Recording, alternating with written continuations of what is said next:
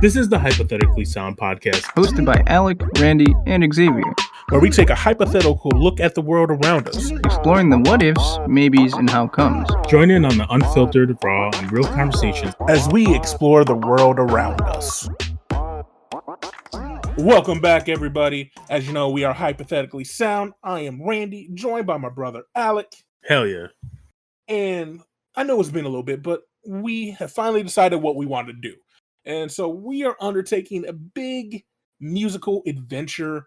Alec, I know you know because you're the one that introduced me earlier in May of 2024. So earlier this month, depending on when you're listening, Apple started dropping their 100 best albums of all time. Yeah. And so what they did is they assembled, with the help of artists and experts, a modern love letter to records that they have shaped the world we live and listen to today. That is what Apple said. And so they started by releasing 10 albums a day for 10 days. And we figured we really want to expand our musical knowledge and experience just get taste in general and get some new perspective on music. And so we're going to look at all the albums. Yeah. Before we get into it, was there any shocks when you saw the full list? I mean, of course, but that's also just based on my own preference. I'm sure we'll bring it up when we get to those albums. Yeah. Where some I think are lower than they should be or higher than they should be. But yeah, there were some that I was surprised to see as well. And I know for the longest, people thought it was one album per artist. Yep. And it was, once they hit the top 20, we found out that that's not the case. Yeah. Some artists have 2 albums on the top 100, so that was cool to see. But yeah, I was pleasantly surprised by the top 10. There are some albums, like you said, that I expected to be higher just by my personal bias, but that's okay. You guys can go find the list. Just type in Apple's top 100 and the full list is out already. But we're going to start at 100 and work our way down. Some episodes in this series will have a couple albums. Some will just have one, depending on how much we want to talk about the album. So you ready, Alec? Yeah. For number 100, we have Body Talk by Robyn. Before listening to this album, have you ever heard of her? Yes and no. Okay. So have you heard of her? No, I had never heard of her before this. All right, perfect. And then to transition to the first track on the album, Dancing on My Own, I've actually heard a man named Callum Scott, I believe, on Britain's Got Talent, perform this song in his own way. Yeah. And I didn't know it came from her until I started hearing the song, and I was like, oh, I've definitely heard this before. No, that's fair. That's how I discover a lot of new music. Usually is someone covering it. I'm like, oh, I like this. Let me see the original, and then you find it. So it's interesting that you were able to pick it out without ever having heard the original and just obscurely hearing it somewhere else one time on YouTube. Yeah, it was definitely a weird, like, oh, okay, like realization for sure. And it did give me some decent hopes for the album because I did enjoy the song. Yeah. One thing I did forget to mention, we are rating each album from 1 to 10. We went through and we rated each song, and then we got the average, and that's what the albums got from us. Yeah. So yeah, let's start with, like you said, the number 1 track, Dancing on My Own. Also, this is all personal bias. Like, if you love this album and we did not, I'm sorry. Oh yeah, super biased, and I'll say it a bunch in the notes I took. I am biased to hip hop and R&B. I try to expand as much as I can, but some things I just don't like, and I don't like, and that's my opinion, my taste. Just like you're not gonna like hip hop or R&B if you're not a hip hop or R&B fan. So understandable. Yeah, it's all about the experience, in my opinion. Oh yeah, and seeing it through, that's the big one. Anyways, but yes, let's go back to Dancing on Our Own, or Dancing on My Own. So, speaking of bias, like we said, I took notes on everything. My instant thought, I wrote this down. My instant thought is, this is not my type of music. but I wrote that as it went on, the track went on, I found it to become more catchy. Mhm. And it had moments, nice little ebb and flows that got me more into the song. But I still like I'm working my way into this genre and this music style. Yeah, I for this first song, the intro of the album, I thought it gave off a really good like 90s dance electric type vibe to it, you know? Mhm. I thought it was a decent start. Um, Especially for something that came out in like 2010 to get that kind of feeling is kind of nice, you know? Yeah. Um Again, I thought it was a decent start. It wasn't like the greatest or the worst. Mhm. No, and I gave it a average score of 5 out of 10. I think 5 is middle of the road music that you can listen to. That if it comes on, you won't skip. So I gave it a 5. Yeah, if that is what it is, I gave mine a 6 That's for fair. dancing on my. Mhm. And then we move to the second track called Fembot. Mhm. What did you think of Fembot? Um, I'm just gonna give you a score right away. Yeah. Straight down the road, 5 out of 10. It was all right. It definitely wasn't as good as dancing on my own. Mhm. And there was a lot of noises, like a lot of things happening. So if you're like one of those people that can't handle a lot of things in your ear at once, Mhm. this is one of those songs that have it. However, that being said, it somehow was cohesive. Yeah. Uh, it still felt everywhere though. It just felt like controlled chaos, I suppose. Mhm. I will start with my rating. I gave it a 6.5 out of 10. So I liked it more than Dancing on My Own. And it's a little ironic that my first note for Fembot is made me want to get up and dance. uh I said it's definitely going on my playlist. I thought I had a great beat. Sounded like something to me that Pharrell would give to Black Eyed Peas in the mid 2000s. Mhm. Um I thought it got better as the track went on. Again, like I said, I think it would be a good workout song, something that gets you moving and like going if you need a little pick me up. Sure. The next track is "Don't Fucking Tell Me What to Do." Don't tell me what to do. Yeah. Um, I understood the purpose of the song, and Mhm. like, if you're interested, it would be really good to kind of listen to at least some of the song before or as we're talking about it, I suppose, as well. Mhm. Um, I did understand the purpose of said song, but it definitely wasn't for me. I wrote in Mhm. my notes, beat go kind of crazy in the EDM meme way though. And that is 4 out of 10. Okay. Yeah. I see we have close to similar taste when it comes to rating the songs. Did give it a 3 out of 10. Uh, I said at so far into this album, I felt like the music was meant for silent discos. Like it's just music that you listen to on your own, you're jamming, you're dancing. Uh, but it did. I think one of my big things was it for a album made in like 2010. It Mhm. has a feel of 90s to it, Yeah. and not in a good way to me at least. Uh, I said it comes across as an older style music mixed with modern tech. And it's not bad, but it's just not. Uh, I'm not who it's targeted for, obviously. So obviously, there's people out there like Robyn is a very successful Swedish artist. She has a huge fan base.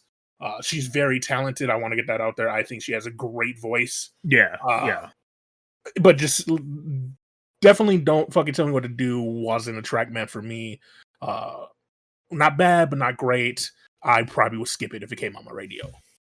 Yeah. And it's weird because I like anarchist type songs. So, like, Mhm. but it's all right. It's all right. Because, in my opinion, the next song, Indestructible, was the highlight of the album for me. It was Okay. my personal favorite. She it really shows off her voice. She is super catchy. She glides on the track. It's very collected and just fits all well together. And I find a theme here where it kind of feels like another artist that is, in my opinion, more mainstream or popular in America. Mm-hmm. Could do a version of, and Yeah. this one in particular was like a Lady Gaga Mm-hmm. to me. But yeah, this was a 7 out of 10. This was my favorite on the album. Mm-hmm. This was her first release single off of the album, and it did well. Uh, you say it was the best one for you. Unfortunately, it was not the best one for me. I did give it a 5 out of 10. Again, a very playable song, good song, just not wasn't loving it.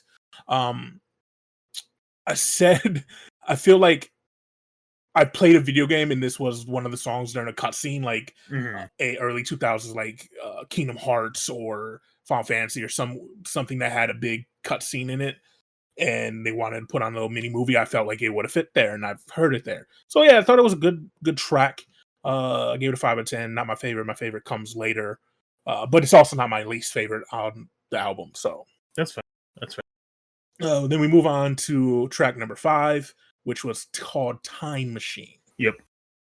I said it's been, and I say this, I've noticed in my notes of all the albums I've listened to so far, I do say it's kind of often, and maybe it's just how music is meant to be or albums are. I said that it sounds pretty similar to a lot of her other songs. Again, that doesn't make it bad. It just, I look for a little more diversity when I listen to full albums. Yeah. She has a lot of upbeat dance songs, which is cool. That's her style of music. Like as always, I said, I can see people dancing and being happy or sad while listening to it in their apartment. It's just, again, another good song on an album. Nothing super great, nothing bad. 5 out of 10. I gave it a 4.5 out of 10. I don't have a lot of notes for this one. I put pre-chorus and chorus is really pleasing to the ear. Otherwise, like, that's the only part of the song. Trust me, the rest was kind of a blur and a blah. So 4.5 out of 10, which is close to 5. So yeah, just means you might skip it. It's one time. Yeah. Track number 6 is called Love Kills. What did you think of it?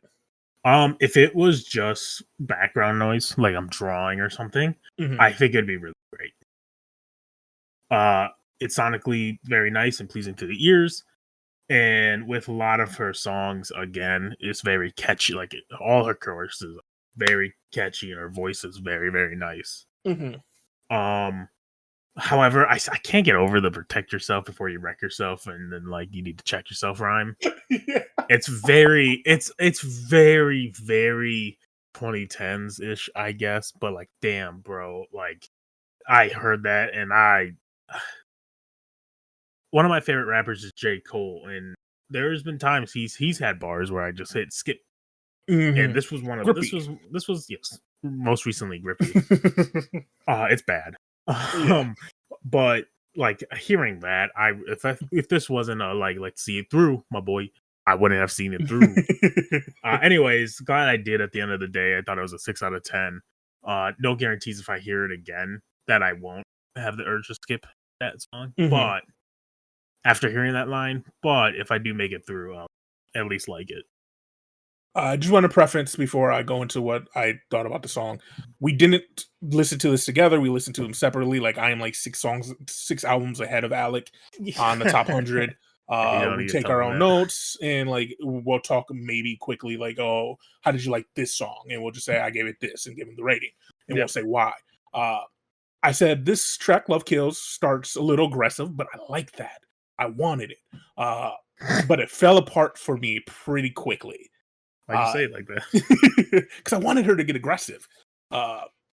And I put in the notes that check yourself before you wreck yourself lends to the field of her music feeling like the 2000s again.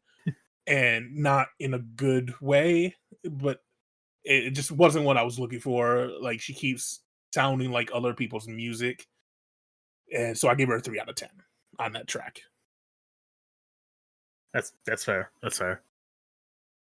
The next track is "Hang With Me." How did you feel about "Hang With Me"? So I did give it a 3 out of 10, and it goes back to what I said 2 tracks ago.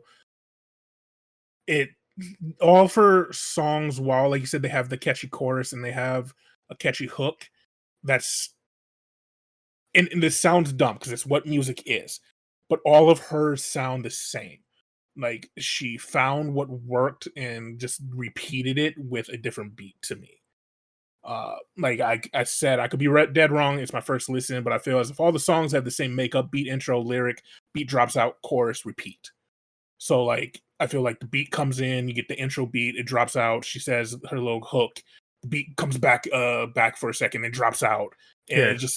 it felt like there isn't much diversity in her music so far to me. And I could be wrong. Like maybe when I listen to it again, I'll catch stuff I didn't the first time. Mhm. But I said it's hard to find diamonds in the rough when everything is so interchangeable. Mhm. My issue with a lot of music, and maybe it's me, and maybe I'm not thinking hard enough or something, is if I put on your album and I can't tell the difference between your like if track one comes on and then track five, I'm like, wait, did I already listen to this? Like that's to me, and that's my personal thoughts is that that's just not what I'm looking for, and so Right. that's why I gave her 3 out of 10. Okay, that's fair. I only have one note for "Hang With Me," and it says, "I feel like if I was an early high school girl, I would fuck hard with this song." 5 out of 10. Fair, fair. I like it. I don't know what I was on when I listened to it, but there we go. And I should also note that I have listened to I listened to all this album in one take. I didn't stop. I didn't pause. I didn't come back to it later. The hour of this album, I just listened to it straight through. I like that point. I'll come back to it later. Anyways, on the next track, "Call Your Girlfriend." I'm gonna start it. I Yeah. can see why it's the second most popular song on the album on Mhm. Spotify, of course. In my opinion, on the first listen, this is probably better than the last few songs Yeah. leading up to it. Which is super nice and needed at this point because it was getting kind of stagnant, you know. Mhm. The beat and tempo shows off her voice in like a nicer light than normal. Mhm. In the previous songs, I gave it a 6.5 out of 10. I agree with what you said. I said this is the first song that really shows off her voice that I think is very good. Uh, I said the song is slightly different just because she holds some notes longer than she has at any other point in the album, uh, which is something I just wanted more from her. Maybe I just like ballads. I am a theater nerd, so I like long held notes. So maybe I just wanted her to show off her voice more, and she did a Yeah. little bit in this song, which I liked. And I gave it a 5 out of 10. Probably like if I had to, like if you were like, you sure? I would probably bump it up to 6 out of 10. Mhm. Um, but yeah, I like that she showed off her voice more in this one. So you mentioned before you listened through it, Mhm. fully as once. Even though I said that this song was needed and I was feeling kind of stagnant with the album, I stopped for a little bit and I started doing other things. I paused it to write out the stuff, and then I was like, it'd be great not listening, and did something else. So when I came back, first song was "None of Them," and None this of them. none of them. I'm sorry, and this is, in my opinion, kind of like I hated myself for skipping or for like not pushing through because it was a 3 out of 10. It was a drag to me. It was slow in a bad way. I just didn't fucks with it, man. I 100% agree. I gave it a 2 out of 10. My only note for it. So I don't remember what the song is. Sounds like I haven't went back to listen to it. I wrote, it sounds like an SNL sketch that the Lonely Island would make. And don't get me wrong, I love me some Lonely Island, but they are you listen to it once and you're fine with never listening to Lonely Island again. And you like it because the like video they put on with it. So that's not a good note. But yeah, I gave it 2 out of 10. It is by far the worst song on the track to me or the album to me, and it's just unfortunate. Interesting. Interesting. Because we moved to "We Dance to the Beat," and that is my worst song. I gave that a 2 out of 10, dude. I I wasn't sure what I was listening to, but I would have skipped so quick, like 20 seconds in. like on God would never listen to the Mhm. song. It feels like one of those shitty like 2006 beginner EDM DJ tracks that you'd be put on YouTube, and they try to be deep with their lyrics. Yeah. And it was a long 4 minutes and 26 seconds. Mhm. Like I put the exact time in there. It was rough. It dragged on, bro. That was the worst one for me. It's Not to wild. even be harsh because I hated it that much. It was so bad.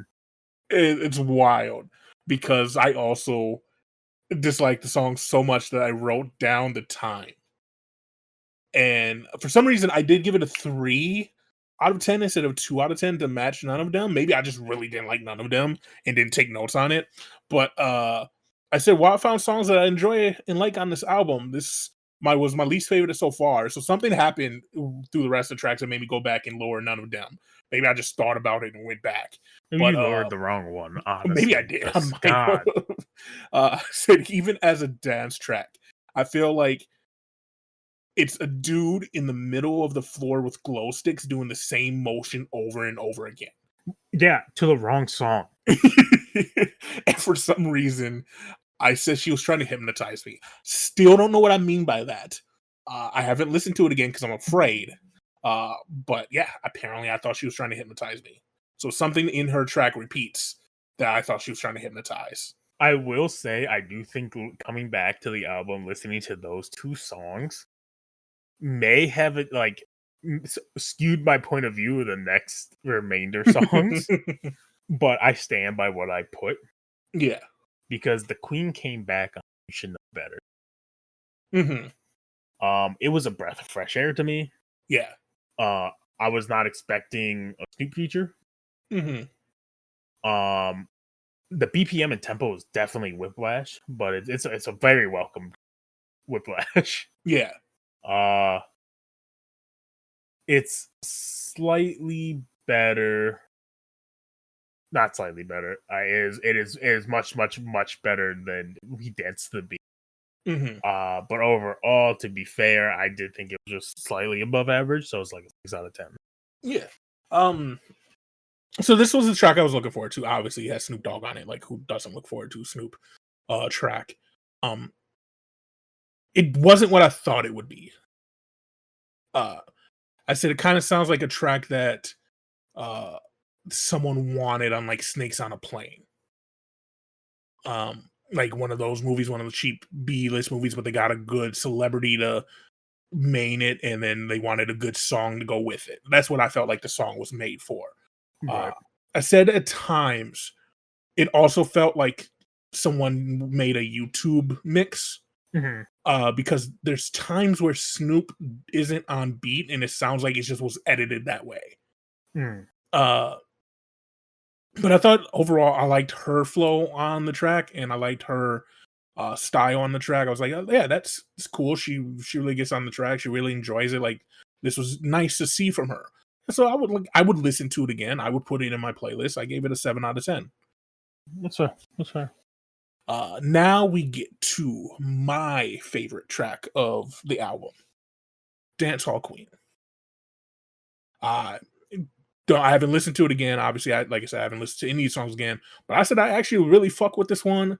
It reminds me of something that I enjoy. It brought good memories to me, and I found myself just vibing to it. So the sound, her voice, the makeup just really clicked in my head, and I just really enjoyed it. And I do remember like I stopped typing, stopped being on my phone, and just listened to the song. So I really liked it. I gave it an 8 out of 10, which was my highest on the album. Okay.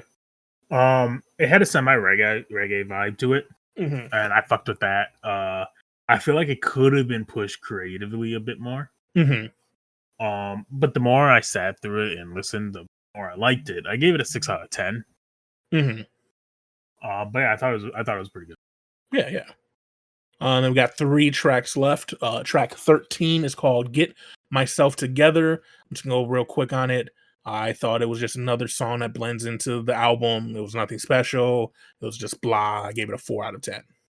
I gave it a 6.5. It felt like an updated early 2000s pop song.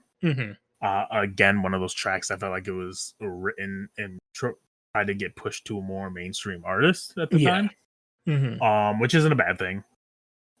because she does well pulling it off, in my opinion. Yeah. It's the fourth least popular track on the album, and I think it's super underrated. Mm. Fair. Hmm. Is that just? It was just one of those things at this point in the album. Like to me, it kind of blended into, like you said, it sounded like it was some for someone else, and I was just at that point, I was just kind of over it, really. And so 4 out of 10 is probably unfair to her. Like I didn't hate the song. Like honestly, probably a 5 or 6 out of 10 is more realistic to it. But I did give it a 4 out of 10 on the first listen. The next song, In My Eyes, the penultimate. Mhm. I gave it a 6 out of 10. To get that off the way, it sounded like a track that was used in a dance movie during the part where the protagonist meets the hard-boiled male dance partner for the first time, and they feel that spark. It's the second least played on Spotify, Mhm. and I think is still underrated. It's one of the better. It's 6 out of 10. So I guess it's like the average track. Mhm. I did give it a 5 out of 10 in my eyes. Mhm.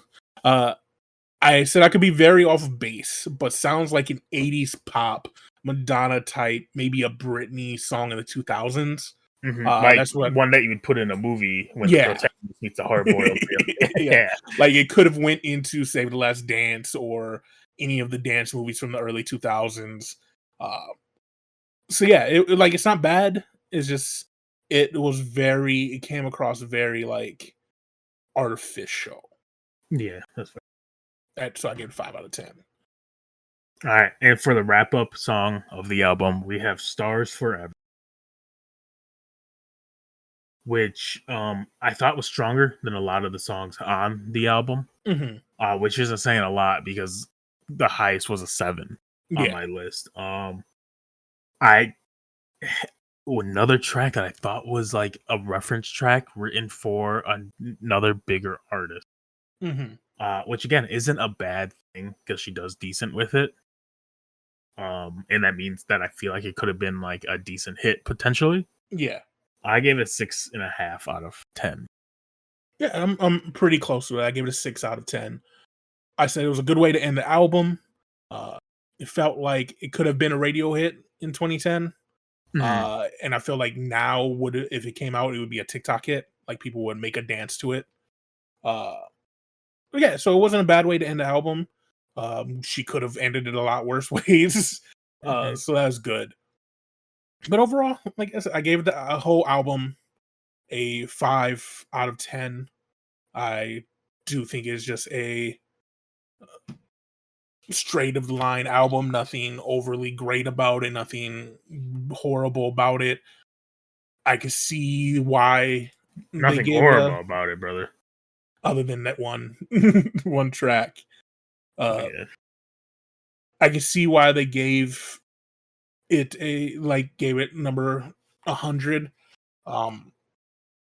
Because like she's very talented. For her audience, I bet they liked it a lot. I feel like, especially in like Sweden and UK, this was probably played a lot in clubs. Mhm. Uh, and so it was probably very popular in the UK. Um, I just don't know this type of scene in the US, so I don't know how it did here. Right. Obviously, wasn't overly the top amazing because I never heard of it until now. And I listened to a lot of music in the early 2010s. What did you think overall? Yeah. I gave it a 5.2. That was my medium came out. Which is just a weird number. It's the only one so far that's had like an out of 2.5 or something. Anyways, gave it a 5.2. When it was published by Apple, a lot of people in the comments were saying like 100 is too low, and some even said it was like top 20 material. Wow. Personally, no idea where the fuck they're coming from. But with that said, I do understand why some people would see Yeah. it as something lower than 100. However, I think like it being at 100 makes sense. Yeah. No, I agree. And overall, Robyn's voice was the highlight of it. Like I would like I am gonna go and try to find some other songs and hopefully things that are Mhm. more my taste and made by her, because I did enjoy her voice. And so what is wild is this, for me, never heard of her is also crazy. This was her 7th studio album. Yep. And so like it is a little crazy that she hasn't got more mainstream play in America, and maybe I'm just missing it. But I've never seen anything about her on TikTok. She's never popped up in my YouTube or on my Twitter or anything like that. So, and I don't know anybody that plays her. Yeah. So that's a little crazy, but yeah, she's obviously a very established artist. We're taking nothing away from her. She is very talented. It just electro-pop, synth-pop, dance-pop isn't my genre, and I feel that is much more of a UK style and genre anyways. So yeah, I think 100 is rightful, and I can see why people would say she should be higher up. I do think there are, since I've listened to some, and this is just foreshadowing for the future, I do think she should be above a certain album that comes later in the 90s. That's fair. I have not listened to it yet. So. But thank you guys for listening. That was number 100 on Apple's top 100 albums of all time. The next album that we will be listening to is Hotel California by the Eagles. That should be coming out within a couple days of whenever this episode comes out, and we'll try to put one out every like 4 to 5 days until we get through them all. We hope you guys enjoyed. Thank you, Alec, for listening with me and going on this adventure with me. I appreciate you a lot. Same, man. Same. Make sure you guys like and comment and tell us how you feel about the album. Go listen to it if you haven't. That's what whole journey is going to be about, is expanding your musical taste and horizons. Let's go listen to it. Come back and tell us your favorite, your least favorite. Leave the comments. Yeah, nicely defend your nicely. album. We're not going to make fun of your opinions, so don't make fun of our opinions. Just say, I don't agree with you, or I agree with you. Simple as that, and tell us why. Yeah. So if you mean I'm roasting you, you better not have a selfie picture on your thing. On God, bro. As always, it is that time in our podcast, Alec, to give people the shout out that they deserve. I was not prepared for this, but honestly, shout out to the people who worked on the Apple 100 list. I know that shit is difficult, whether you're pandering to people, whether you're trying your best to put on your favorite album. Like, everyone who was probably like involved in it, like that's insane. I don't think I could ever do it, and I know that if I ever did, I would be hated. So like, props to them, props to Apple. Like, I hate big corporation, but it's a tough job, man. I agree 100%. I would not want to be in their shoes, especially when it comes to music. People get very, very intense about their music, which is risky for us doing it. But you know what? I like the hate sometimes. But that's it for now. You're a freak. Yeah, a little bit. That's it for now. We hope you guys enjoyed the episode. You can follow us on Podbean, Apple, wherever you listen to podcasts. We're also on YouTube podcasts now. You can watch videos of us on TikTok, where we be pushing this content as well on TikTok, on YouTube, the whole nine. You know the drill. And until next time. Damn. 34 minutes? Yo, if you ever see one that's like 20 minutes, 10 minutes, 15 minutes, probably means we either really hated the album and had nothing to say, or really liked the album and it's just like, yeah, that's good. There's just some good shit. Oh, God. You ain't wrong. Because I thought this was only going to be like 20 minutes. Deuces. Bye. Thank you for listening to Hypothetically Sound. We hope you enjoyed the episode. All episodes can be found at hypotheticallysound.podbean.com, as well as on Apple, Spotify, and Pandora. For full unedited video versions of the podcast, please visit us at youtube.com/hypotheticallysound.